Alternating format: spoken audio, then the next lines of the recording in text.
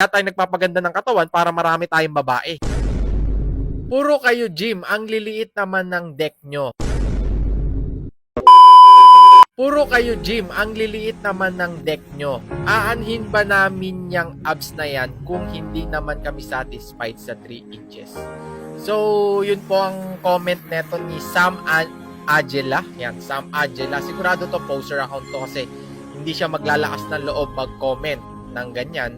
At ang gusto niyang sabihin ano naman daw silbi ng ng mga abs, magandang katawan kung maliit naman daw yung yung deck natin. Tsaka yung yan po yung mga tao na akala kasi nila nagji-gym tayo para sa kanila.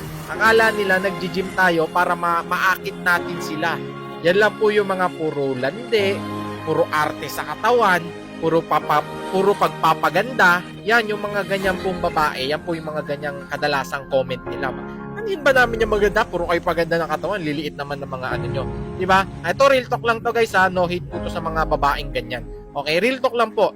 Yan po kasi yung mga tao na parang walang goal sa buhay. Puro lang gusto makahanap ng mga pogi, mga ganyan. Hindi nila alam, wala tayong pakialam sa mga katulad nila. Pakakala nila nagpapaganda tayo ng katawan para sa mga babae. Hama, sa mga babae to po, sa mga babaeng ganito po ang pag-uugali.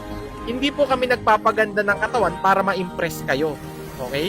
Nagpapaganda kami ng katawan dahil masaya kami sa ginagawa namin at gusto namin na maganda ang health namin hanggang sa tumanda kami. Tsaka baka minsan kasi yan po yung misconception ng mga mga babae. Kaya tayo nagpapaganda ng katawan para marami tayong babae. Hindi ganoon. Nagpapaganda kami ng katawan para meron kaming good health at makatulong, maka-inspire sa mga kabataan.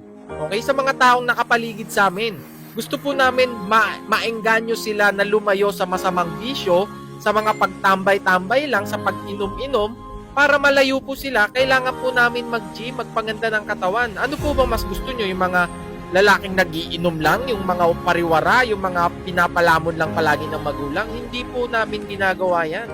Kaya kami nagpapaganda ng katawan para someday, pag tumanda na kami, meron kaming marating sa buhay. At hindi po kami naghahanap ng mga babae na ganyan po ang mindset.